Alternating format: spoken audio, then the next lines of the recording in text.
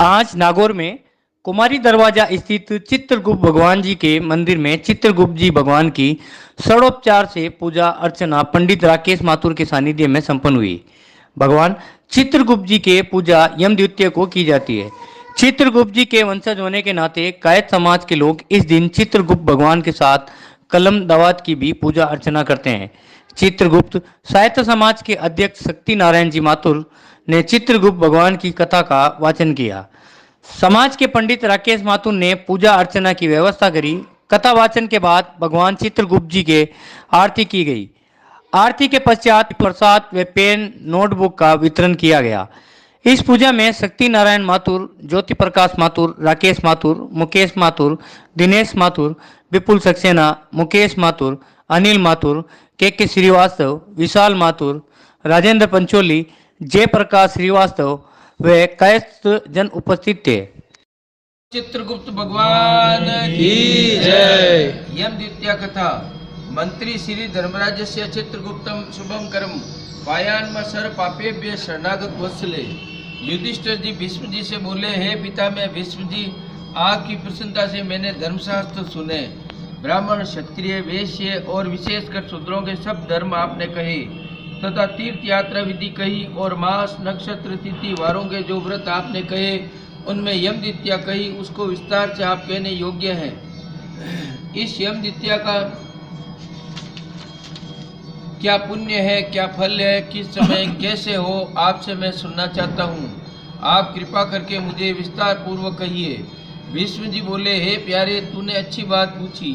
मैं उस उत्तम व्रत को विस्तार पूर्वक कहूँगा।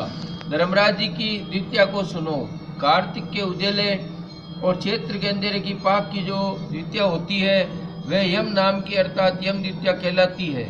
युधिष्ठिर जी बोले, उस कार्तिक के उजाले पक्ष की द्वितीया में किसका पूजन करना चाहिए और चैत्र महीने में ये व्रत कैसे हो, किसका पूजन करें। भीष्म जी बोले, हे प्यारे, पुराण संबंधी कथा कहता हूँ, तुम सुनो। इसमें संशय नहीं कि उस कथा को सुन प्राणी सब पापों से छूट जाता है।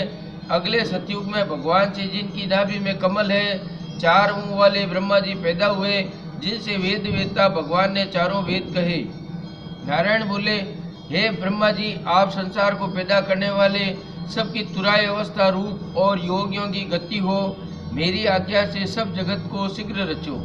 ऐसे हरि जी के वचन को सुन हर्ष से प्रफुल्लित हुए ब्रह्मा जी ने कहा, हे राजन, मुख से ब्राह्मणों को, बाहुओं से क्षत्रियों को, जंघाओं से वैश्यों को और पैरों से शूद्रों को उत्पन्न किया।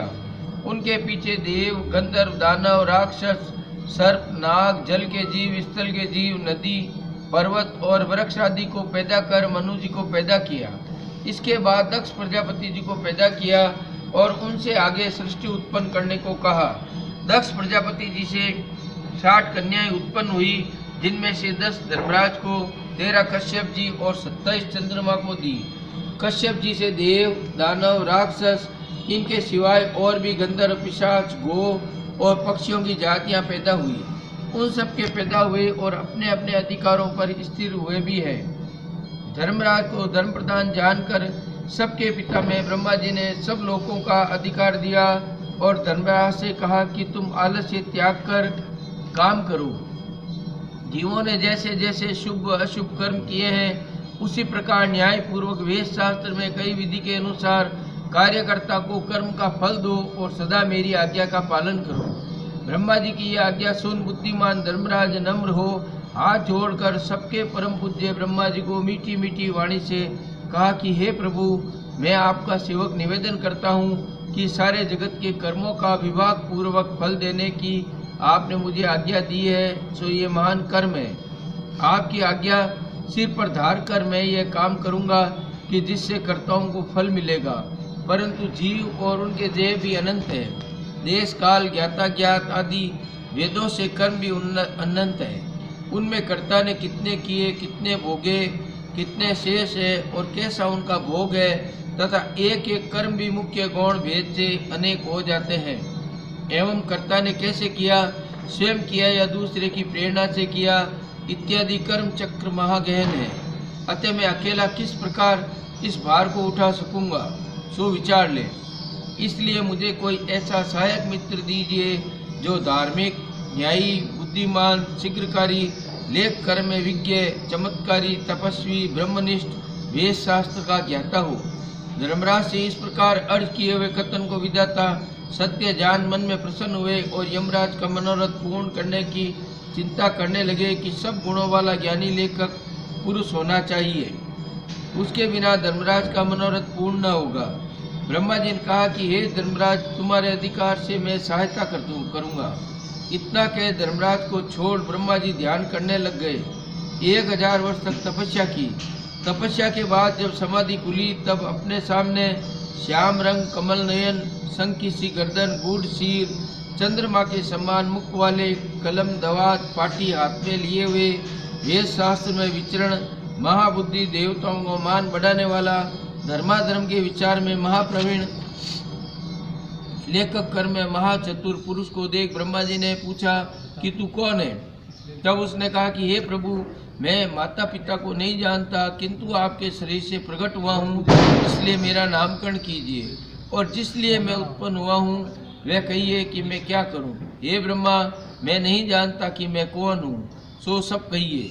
ब्रह्मा जी ने उस पुरुष के वचन सुन अपने हृदय से उत्पन्न हुए पुरुष को हंसकर कहा कि तू मेरी काया से प्रकट हुआ है, इससे मेरी काया शरीर में स्थिति तुम्हारी है, और कायस्थ चित्रगुप्त नाम का क्षत्रिय है, और धर्मराज के पूर्व में प्राणियों के शुभाशुभ कर्म लिख धर्मराज के सब कामों में उसका तू सखा हो, इसलिए तेरी उत्पत्ति हुई है कि तू प्राणियों को कर्मों का फल दे। चित्रगुप्त से यूं कहकर धर्मराज से कहा कि हे धर्मराज, यह उत्तम लेखक सखा तुझको मैंने दिया है, जो संसार में सब कर्म सूत्र की मर्यादा पालने के लिए है। यह चित्रगुप्त सदा तेरी आज्ञा में है। इतना कह ब्रह्मा जी अंतर्ध्यान हो गए, और फिर वह पुरुष कोटि नगर को जाकर चंडी प्रचंड ज्वालामुखी जी के पूजन में लग गया। उपवास कर उसने भक्ति के साथ चंडिका जी की भावना मन में की, उत्तमता से चित्त लगाकर ज्वालामुखी देवी जी का जप और स्रोतों से भजन, पूजन और उपासना की। हे जगत को धारण करने वाली, तुमको नमस्कार है। महादेवी, तुमको नमस्कार। स्वर्ग, मृत्यु, पाताल आदि लोक लोकांतर जगतों को रोशनी देने वाली, तुमको नमस्कार। संध्या और रात्रि रूप भगवती, तुमको नमस्कार है। श्वेत कपड़े पहनने वाली सरस्वती, तुमको नमस्कार है। सतरज तमोगुण रूप देवगणों को क्रांति देने वाली, देवों हिमाचल पर्वत पर स्थान किए हुए आदि रूप धरने वाली चंडी देवी, तुमको नमस्कार है। उत्तम और न्यून गुणों से रहित वेद की प्रवृत्ति करने वाली, 33 कोटि देवताओं को प्रकट करने वाली, त्रिगुण रूप निर्गुण गुण रहित, गुणों से परे गुणों की देने वाली, 3 नेत्रों वाली, 3 प्रकार की मूर्ति वाली, साधकों को वर देने वाली, दैत्यों के घर बिगाड़ने वाली, इंद्रादि देवों को राज्य देने वाली, हरि से पूजा की गई देवी, दैत्यों को मारने वाली देवी, हे चंडिका, हरि और इंद्रादि देवों को जैसे वरदान देती है वैसे मुझको वरदान देने वाली पूजिए। मैंने लोगों के अधिकार के लिए आपकी स्तुति की है, इसमें संशय नहीं है। इस स्रोत को प्रभात काल जो पढ़ता है वह धर्म, अर्थ, काम और मोक्ष को निसंदेह पाता है। उस समय ऐसी स्तुति को सुन देवी जी ने चित्रगुप्त जी को वर दिया। देवी जी बोली, हे चित्रगुप्त, हे पुत्र, तूने मेरा आराधन पूजन किया, इससे मैंने आज तुमको वर दिया है कि तू परोपकार में कुशल, अपने अधिकार में सदा स्थिर और असंख्य आयुर्दा वाला होगा। यह वर देखकर दुर्गा देवी जी अंतर्ध्यान हो गई। इसके बाद चित्रगुप्त धर्मराज के साथ गए और वह आराधना करने योग्य अपने अधिकार पर स्थिर हुए। उसी समय ऋषियों में उत्तम ऋषि सुशर्मा ने, जिसको संतान की चाहना थी, ब्रह्मा जी का आराधना की।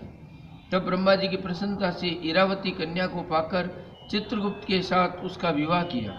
उस कन्या ने चित्रगुप्त के संग से 8 पुत्र उत्पन्न किए, जिनके नाम ये हैं: चारु, सुचारु, चित्र, मतिमान, हिमवान, चित्रचारु, अरुण और 8वां अतीन्द्रिय। दूसरी जो मनु की कन्या दक्षिणा से विवाही, उसके 4 पुत्र हुए। उनके नाम भी भानु, विभानु, विश्वभानु और वीर्यवान। चित्रगुप्त के 12 पुत्र विख्यात हुए और पृथ्वी तल पर विचरे। उनमें से चारु मथुरा जी को गए, वहाँ रहने से मातुर हुए। हे राजन, सुचारु गौड़ बंगाल को गए, इससे वे गौड़ हुए। चित्रभट्ट नदी के पास के नगर को गए, इससे वे भटनागर कहा है। मतिमान अपनी भार्या के साथ सुखसेन नगर को गए और सक्सेना कहा है। श्रीनिवास नगर में भानु बसे, इससे वे श्रीवास्तव कहा है। हिमवान अम्बा दुर्गा जी की आराधना कर अम्बा नगर में ठहरे, इससे वह अम्बस्ट कहा है। चित्र चारु कुलश्रेष्ठ कहलाए। अरुण कर्णन साधुओं के साथ गए, जिससे कर्ण कहलाए। अतीन्द्रिय वेद शास्त्र पढ़े व निगम कहलाए। विभानु सूर्य सेन नगर को गए, इससे वे सूर्य ध्वज कहा है। विश्व भानु की तपस्या करने से बेलमी को गए, इससे वाल्मीकि हुए। वीर्यवान अरिष्टान नागलोक से नाग कन्या जीत कर लाए और भाइयों को दी, वह अष्टान कहलाए। अनेक स्थानों में बसे अनेक जाति कहा है। उस समय पृथ्वी पर एक राजा जिसका नाम सुदास था, सौराष्ट्र नगर में उत्पन्न हुआ। महापापी, पराया धन चुराने वाला, पराई स्त्रियों में आसक्त, महाअभिमानी, चुगल और पाप कर्म करने वाला था। ये राजन जन्म से लेकर सारी उम्र में कुछ थोड़ा भी धर्म नहीं किया।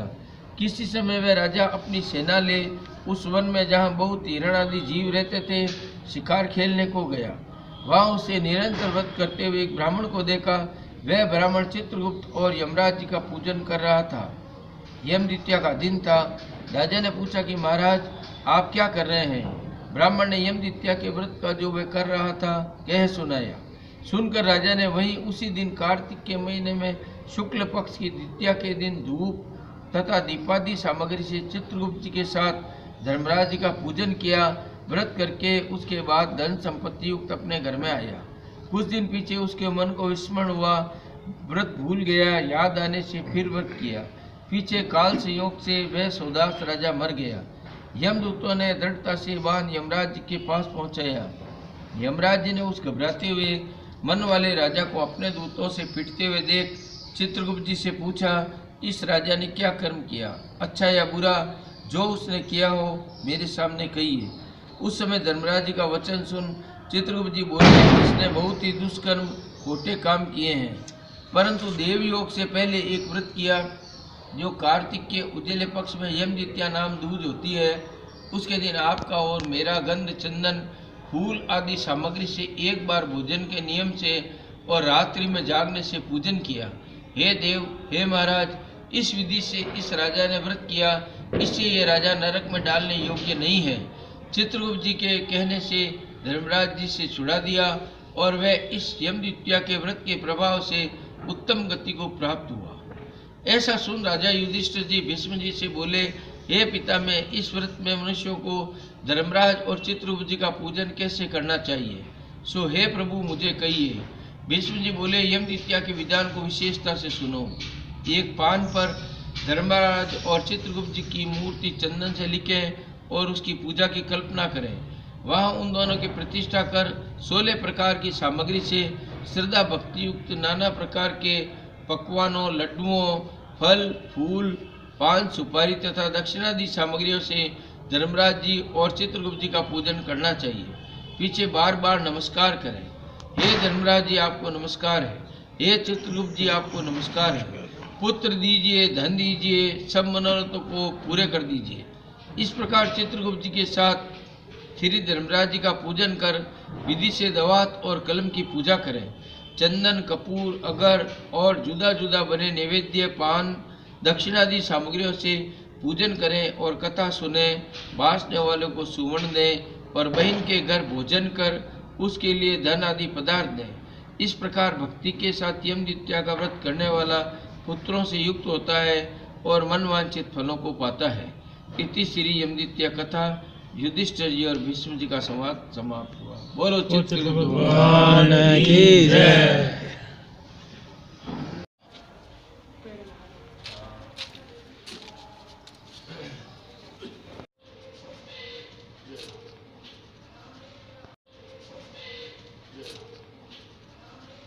गर्भूर्घोरं करुणावतारं संसारसारं भुजगेन्द्रहारं सदा वसन्तं हृदयारविन्दे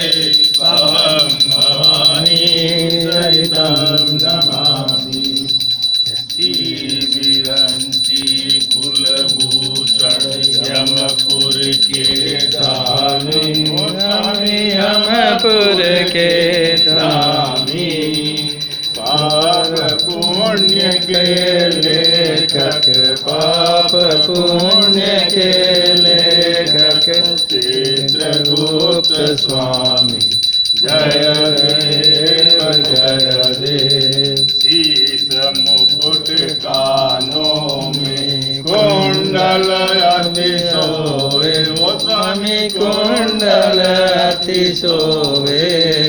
श्याम वर्ण शशि शामुख, श्याम वर्ण शशि शामुख सबके मन मोहे जय देव जय देव। भाल तिलक से भूषित लोचन सुविशाला, ओ स्वामी लोचन सुविशाला। शंख शरीर गर्दन, शंख शरीर गर्दन मणिमाला जय देव जय देव। अर्ध शरीर जनेऊ लंबे भुजाधारी, ओ स्वामी लंबे भुजाधारी। कलम दवात हाथ की, कलम दवात हाथ की। पूरा लेना है, लेंस इधर है। जय देव जय देव। विश्व शिवदास अमरति आति बलवाला, ओ स्वामी आति बलवाला। आपकी करुणा द्वारा, आपकी करुणा द्वारा सुर सुर पग धारा जय देव जय देव। भक्ति भाव से गावन जो कोई गावे, ओ स्वामी जो कोई गावे। वह मन वांछित फल पावे, वह मन वांछित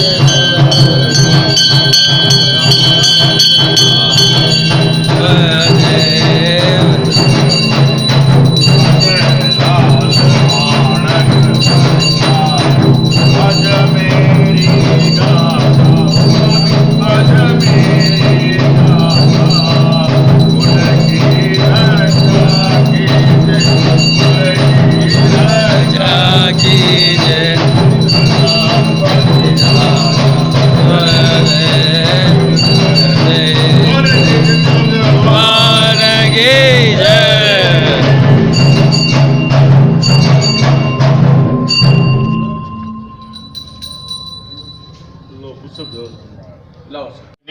यज्ञमयजन्त देवासानि धर्माणि प्रथमान्य सन्नतेनाहं महिमान सचन्द यत पूर्वे स्वाध्याय शांति देवा नाना सुगंधि पुष्पाणि यथा कालो भवानि च पुष्पांजलिमय दत्तं ग्रहणं परमेश्वर त्वमेव माता च पिता त्वमेव त्वमेव बन्धुश्च सखा त्वमेव त्वमेव विद्या द्रविणं त्वमेव त्वमेव सर्वं मम देव देव।